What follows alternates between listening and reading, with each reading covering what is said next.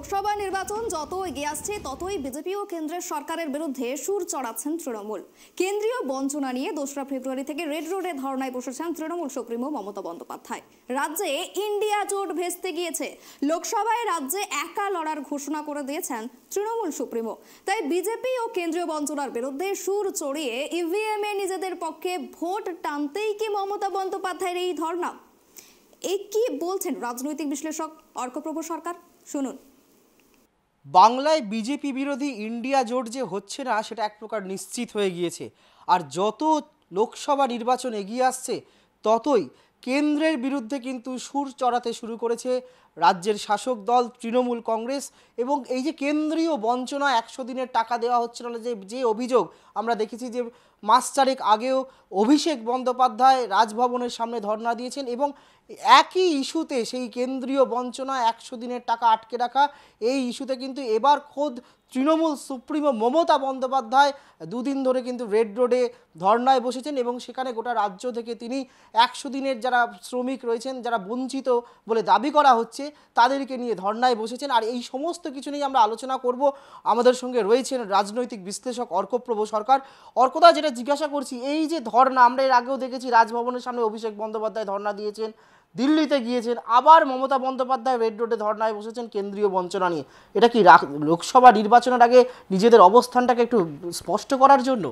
কিসের কেন্দ্রীয় বঞ্চনা? কালকেই তো যেদিন মমতা বন্দ্যোপাধ্যায় ধর্না শুরু করলেন 2 তারিখেই কেন্দ্র প্রায় 1000 কোটি টাকা পাঠিয়েছে। কি যে জল জীবন প্রকল্প না জল মিশন প্রকল্প, যাই হোক, প্রতিটা হাউসহোল্ডে নলবাহিত জল দেওয়ার রাজ্য সরকার এই টাকা ঠিকভাবে খরচ করেছে, সেই জন্য কেন্দ্রীয় সরকার দিয়েছে এবং বলে দিয়েছে এই টাকা ওই খাতেই খরচ করতে হবে, 21 দিনের মধ্যে রাজ্যকে ম্যাচিং গ্রান্ট দিতে হবে। প্রয়াত সুব্রত মুখোপাধ্যায় যখন পঞ্চায়েত মন্ত্রী ছিলেন তখন তিনি এই প্রকল্প যাতে খুব সুন্দরভাবে চলে তার জন্য উদ্যোগী হয়েছিলেন, সেই জন্য খরচ হয়েছে, কেন্দ্রীয় সরকার টাকা দিয়েছে। আর 100 দিনের কাজ, আবাস যোজনায় ভুয়ো মাস্টার রোল দিয়ে কয়েক হাজার কোটি টাকা লুটপাট হয়েছে। আবাস যোজনার ক্ষেত্রেও তাই। মুখ্যমন্ত্রী বলছেন যে কাজ করলে 15 দিনের মধ্যে টাকা পাওয়া সাংবিধানিক অধিকার। ঠিক, একদম ঠিক বলেছেন। আবার একই সঙ্গে ওই আইনে এটাও বলা আছে, যদি কেন্দ্রের দেওয়া টাকা সঠিক উপভোক্তাদের হাতে না পৌঁছয় তাহলে ওই আইনে 27 নম্বর ধারা প্রয়োগ করে কেন্দ্রীয় সরকার টাকা বন্ধ করতে পারে। ভুয়ো আধার কার্ড আর জব কার্ড কি হয়েছে আমরা জানি। যে টাকাগুলোকে চুরি হয়েছে সেই টাকাগুলো উদ্ধার করলে যে বকেয়া টাকা কেন্দ্রের কাছ থেকে পাওনা আছে, উদ্ধার হওয়া টাকার পরিমাণ বকেয়া টাকার কয়েক গুণ বেশি হবে, তখন টাকা দিয়ে দেবেন যারা কাজ করেছেন। এত পর্বত প্রমাণ দুর্নীতি মুখ্যমন্ত্রী বলছেন। কালকে আবার শুনলাম উনি ক্যাগকে আক্রমণ করেছেন। এটা সাংবিধানিক প্রতিষ্ঠান আর সরকার একটা কন্টিনিউইটি আছে, চলে ধারাবাহিকতা। 2002-03 থেকে 21-22 এই সময় পর্বে 2,29,000 কোটি টাকার হিসাব ইউটিলাইজেশন সার্টিফিকেট দেয়নি। মুখ্যমন্ত্রী বলেছেন তখন বাম জমানা ছিল, কিন্তু দায়িত্ব নেবেন কেন? সরকার তো একটা ধারাবাহিকতা, বাম সরকারকে সরিয়ে তিনি ক্ষমতায় এসছেন, অতএব। আর তিনি বলছেন সব ইউসি উনি পাঠিয়ে দিয়েছেন, প্রধানমন্ত্রী চাইলে আবার তিনি ইউসি পাঠাবেন। আরে ওই লেটারের সঙ্গে তো দেওয়া উচিত ছিল, here is enclose the UC certificate. তা প্রধানমন্ত্রী চাইবেনও না, তারপরে উনি দেবেন। দেখলাম ওনার পাশে দোস্তানা কালীচরণের নায়ক শত্রুঘ্ন সিনহা বসে আছে। এই যে অসত্যকতার ফুলঝুরি, আমি তো আশা করেছিলাম শত্রুঘ্ন সিনহা অন্তত বলবেন খামোশ হন, বললেন না। এসব সস্তা নাটক। মুখ্যমন্ত্রী বলেছেন, একটা কথা স্বীকার করে নিয়েছেন যে ইন্ডি জোটের পিন্ডি গেছে চটকে। কংগ্রেস 40টা আসন পেয়ে দেখাক। আরে 40টা কংগ্রেস যদি আসন পায় তাহলে তো ইন্ডি জোট টোটাল 100 ক্রস করবে না। উনি এটা ঠিক বলেছেন যে কংগ্রেসের 40টা আসন পাওয়া মুশকিল। কী করে মুশকিল? কেরালায় কংগ্রেস এবার 19টা আসন পেয়েছিল বামেদের সঙ্গে লড়াই করে, এবার বামেদের আসন বাড়বে, কংগ্রেসের কমবে। তামিলনাড়ুতে ডিএমকের সঙ্গে জোট বেঁধে 4টে আসন পেয়েছিল। এবার যদি প্রধানমন্ত্রী তামিলনাড়ু রামানাথপুরম থেকে নির্বাচনে দাঁড়ান, সেখানেও হিন্দু আবেগে সুনামি হবে। কর্ণাটকে 2টো আসন পেয়েছিল 2019-এ, তার মধ্যে সেবারও কর্ণাটকে কিন্তু কংগ্রেসের সরকার ছিল 19 সালের লোকসভায়। বিজেপি কত ভোট পেয়েছিল? 51% ভোট। বিজেপির কোর ভোট কত? 36%। কর্ণাটক ওই 15% ভোট কি, ওটা মোদি ভোট। এবারও একই ফল হবে। তেলেঙ্গানাতে 3-4টে আসন হয়তো কংগ্রেস পেতে পারে, কিন্তু হায়দ্রাবাদে আসন পাওয়ার সম্ভাবনা নেই। পাঞ্জাবে আপের সঙ্গে লড়াই হবে, যা সাংসদ কংগ্রেস পাঞ্জাব থেকে পেয়েছিল এবার কমে যাবে, ঠিক আছে। পশ্চিমবঙ্গে 1-2 পাবে, বিহারে 1-2 পাবে, উত্তরপ্রদেশে খাতা খোলাই এবার মুশকিল হয়ে যাবে। তাহলে বিজেপির সঙ্গে কংগ্রেসের সরাসরি যে লড়াই হয় 192টা আসনে, সেখানে কংগ্রেস পেয়েছিল 16টা আসন। মমতা ঠিকই বলেছেন, এবার যে পরিস্থিতি, কংগ্রেসের সর্বনিম্ন আসন পায় তাদের ইতিহাসে, তাহলে ইন্ডি জোটের পিন্ডি চটকে গেছে। কংগ্রেস যদি 40 পায় আর বাকি ইন্ডিয়া জোটের সব শরিক মিলে 110 বা 100 পাওয়ার মুশকিল আছে।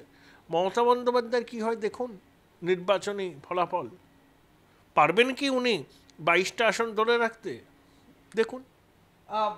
অর্কদা, যে কথাটা আপনি বলছেন যে উত্তরপ্রদেশেও কংগ্রেসের আসন পাওয়া মুশকিল, একটাও আসন পাওয়া যায়, উত্তরপ্রদেশে একটা অনেকগুলো সিট রয়েছে লোকসভার আসন রয়েছে, এবং বাংলার কথাও বললেন, তাহলে কি আপনি ইঙ্গিত করছেন যে কংগ্রেসের গড় যেটা বলা হতো রায়বেরেলি, আমেথি, সোনিয়াজি দাঁড়াবেন না, আর রাহুল গান্ধী আমেঠিতে দাঁড়াবেন কিনা যায় না, ওনার দাঁড়ানো উচিত। উনি কেরালায় বামেদের সঙ্গে লড়াই করবেন বা তেলেঙ্গানায় যাবেন, ওখানে কংগ্রেসের সংগঠন আছে। উত্তরপ্রদেশে দাঁড়ালে কংগ্রেসের রিভাইভাল হতে পারে, হার জিত তো পরের কথা। সোনিয়াজি দাঁড়াবেন না শারীরিক অসুস্থতার কারণে।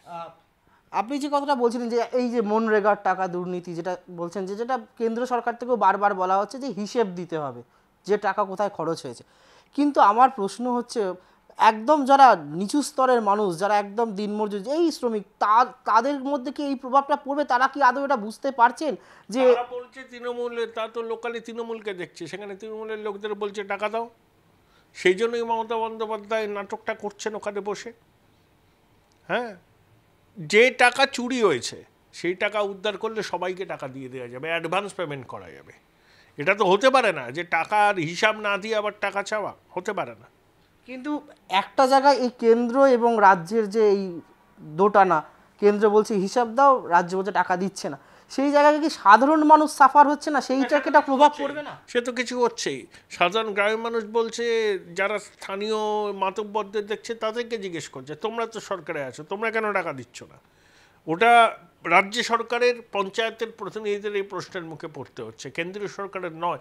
তারা অত হিসাব বোঝেন না যে কেন্দ্র দিচ্ছে না, এ দিচ্ছে না, সেই দিচ্ছে না। তারা দেখছেন তারা টাকা পাচ্ছেন না, তা ইমিডিয়েট যাকে পাচ্ছেন প্রশাসনের তারকে জিজ্ঞেস করছেন, সেটা তৃণমূলের লোকজন। এই জন্যই মমতা বন্দ্যোপাধ্যায় বারবার করে টাকা টাকা টাকা টাকা করছেন, আর কিচ্ছু না। শেষ প্রশ্ন অর্কদা, আপনি উত্তরপ্রদেশের কথা হলো, রাজ্যে এইটা কি মমতা বন্দ্যোপাধ্যায় বা তৃণমূল নেতৃত্ব কি বুঝতে পেরেছিল? সেই জন্যই কি আগ বাড়িয়ে একদম সরাসরি বলে দেওয়া যে কংগ্রেসের সঙ্গে তারা রাজ্যে কোনো জোট করবে না? প্রভাবশালীদের বাঁচাবার জন্য বলছে। ও হেমন্ত বিশ্ব শর্মাকে মমতা বন্দ্যোপাধ্যায় 5 গোল দিয়েছেন রাহুল গান্ধীর বিরোধিতা করার জন্য। রাহুলকে উনি ইঞ্চিতে ইঞ্চিতে বুঝে নিয়ে বিজেপির শীর্ষ নেতৃত্বকে বার্তা দিয়েছেন, দেখো এ রাজ্যে প্রভাবশালীদের ধরো না। আর হেমন্তর জেলে যাওয়া, নীতিশের পাল্টি খাওয়া, কেজরিওয়াল নাকি যে কোনো মুহূর্তে অ্যারেস্ট হবেন, তেজস্বী নাকি অ্যারেস্ট হবেন, মমতা বন্দ্যোপাধ্যায় দেয়ালের লিখন পড়তে পেরেছেন। তাই জন্য বলেছেন যে আমি জেলে ঢোকালে জেল ফুঁড়ে বেরোবো। ভয় পাচ্ছেন, বিজেপিকে বার্তা দিচ্ছেন। তাহলে কি সিপিএম বা যা বিরোধীরা যে অভিযোগগুলো করে সেটিং এর একটা কথা বলে, উনি বার্তা দিচ্ছেন, বিজেপি শুনবে না এগুলো। ওরা কোনো রকমভাবে তৃণমূলের এইসব কাজের দায়ভার নেবে না। ওরা এখানে ক্ষমতা আসতে চায়, তৃণমূল ওরা এখন অ্যাসেট নয়, তৃণমূল লায়াবিলিটি।